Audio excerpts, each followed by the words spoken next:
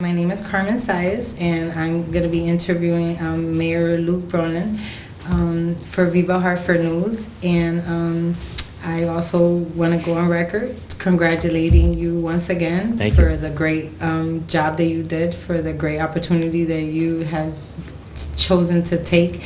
And we want to go on record, me and the editor of Viva Hartford News, Joyce Bolanos and Carmen Milagros Saez, that we believe in you and we see great things for the city and great things in your future.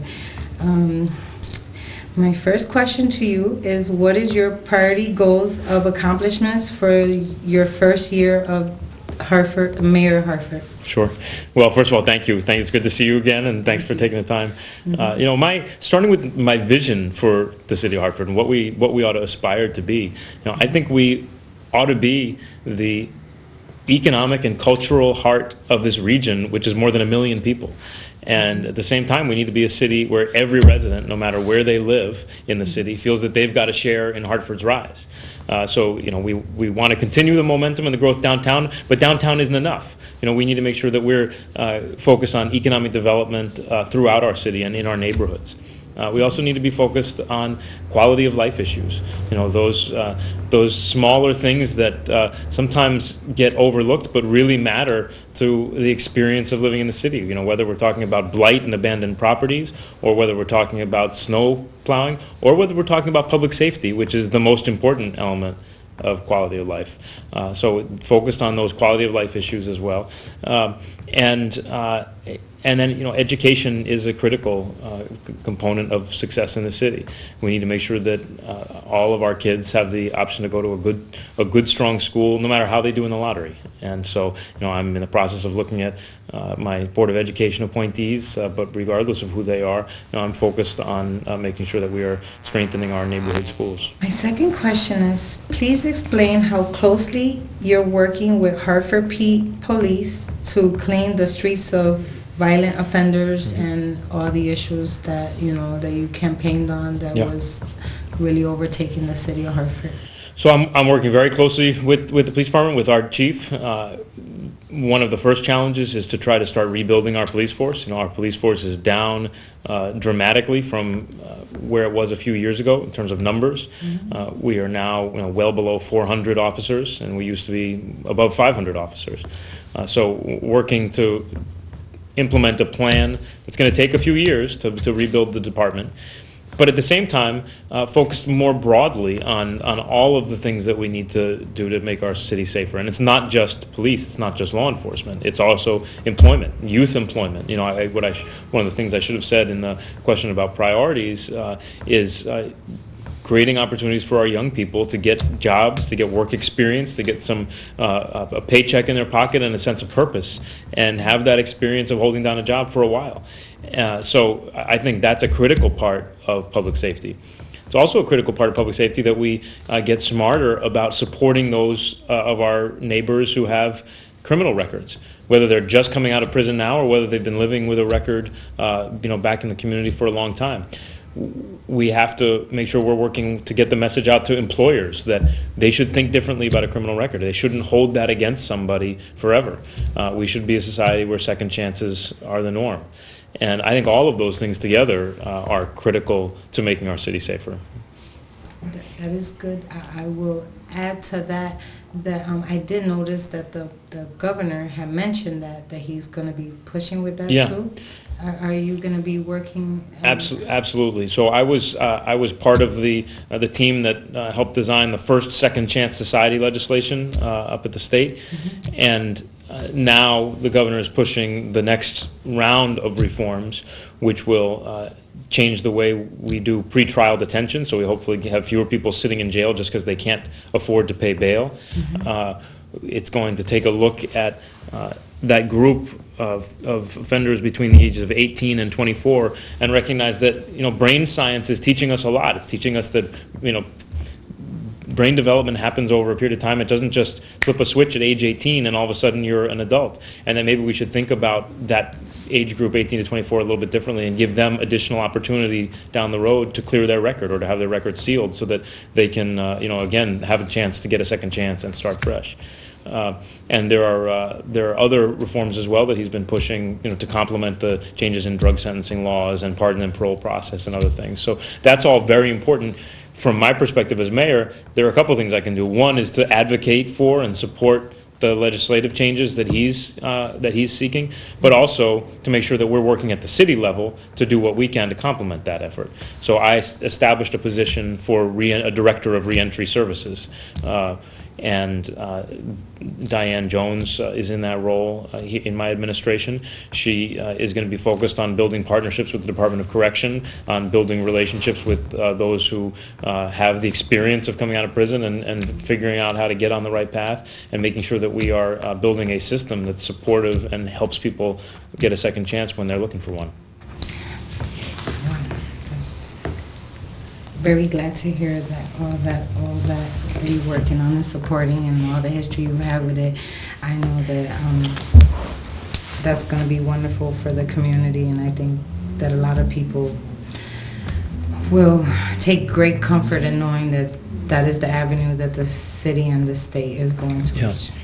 Now, obviously, it's going to take time, and it's Right. a big challenge. But Connecticut has become a leader in that arena, and I want Hartford to be a leader there too. Wonderful.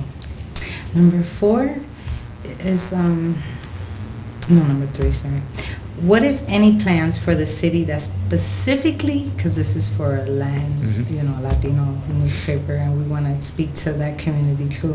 What, if any, plans for the city that specifically benefits the Latino community? Anything that we're not realizing that, is happening, that the city is involved in, or even looking towards, or, trying to lean towards, that could maybe help the specific Latino community? Yeah, I think one of the most important things we can do is strengthen our neighborhood schools, and in particular strengthen the way our neighborhood schools and our magnet schools serve English language learners. We have to do better at strengthening our educational opportunities for English language learners, and it's important to me that is a responsibility that is felt and shared by all the parts of the educational system, Hartford Public Schools, but also CREC, and neighborhood schools, but also magnet schools. So I've been having conversations with the superintendent and also with counterparts at CREC about the importance of strengthening our offerings for English language learners. Too often I think English language learners, or the families of English language learners, don't feel comfortable pursuing some of the choice options that are out there at some of the magnet schools, because the ELL offerings aren't as strong, and we need to make sure that we're addressing that. Please explain how you're working to bridge the gap on poverty in the city.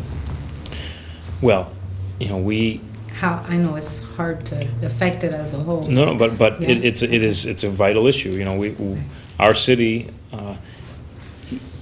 sits in one of the most affluent regions in the country, and yet we are one of the poorest cities in the country, measured per capita. And the most important thing we can do is job growth. We've got to recruit and retain businesses.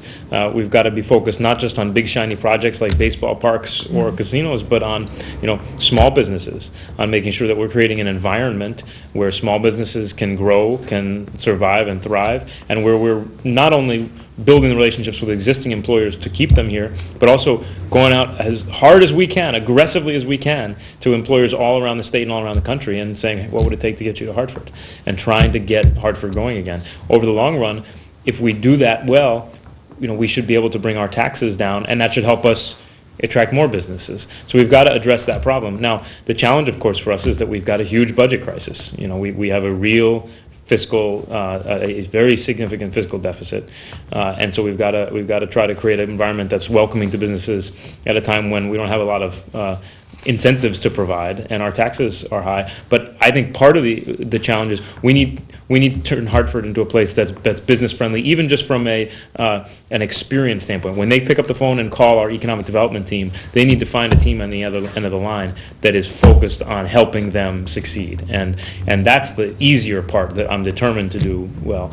The other piece of it is we need to make sure that we're doing everything we can to prepare our residents for those job opportunities. And obviously that starts in our school system. But for many of our residents, if they've gone through high school or if they dropped out of high school, we have to do everything we can to get to support those programs, to advocate for those programs that are helping with workforce development and skills development. Please explain your goals for strengthening education in the public school system. I know you touched on that. Yeah. If you wanted to reiterate or kind of like get in more details, because I know that's important to you. I know that you've worked with the libraries and different. You have a great education background and you love. That was a main issue in the campaign, and I know that you already said you are working with, to team up with the Board of Education and stuff like that. And there are going to be challenges, but, are there any ideas that you're working on specifically, like, that maybe you can kind of go over the burden that has been created? I mean, so I talked a little bit about English language learners already, but the other piece is kids with special education needs. I think if there's one area that could really make a difference, it's getting better and more effective and smarter about serving those kids with special education needs. Not only because it'll allow us to help those kids, to educate those kids and give them the opportunities that they deserve, but also because it'll make for a better educational experience for everybody else in the classroom. It can be very difficult for a teacher to teach effectively when there's over a certain number of kids who have special education needs, because you're trying to tend to those specific needs and at the same time teach a whole classroom. We need to get better at serving those kids who have special education needs. I think that's the number one priority. And that, again, cuts across all different parts of our educational system. It's Hartford Public Schools, neighborhood schools, Hartford Public Magnets, it's CREC, it's charters. I mean, it's across the board.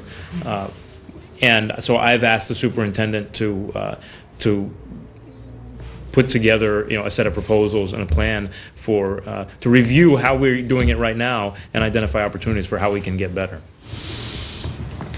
That's wonderful, because I personally believe that special education is a key, and it affects a lot more people than people could even imagine. Yeah. What, if any, new projects that you're working to bring to the city to help the city's economic development that you haven't already announced, or you could reiterate on where you have already announced and kind of make a combination? Well, like I said, I don't have specific projects to say other than that. It's important to me that we focus on our main avenues, which are centers of our community, and they tie our neighborhoods together, but they also tie us out to the region. And if we're going to be the cultural and economic heart of the region, we need those connections to be strong.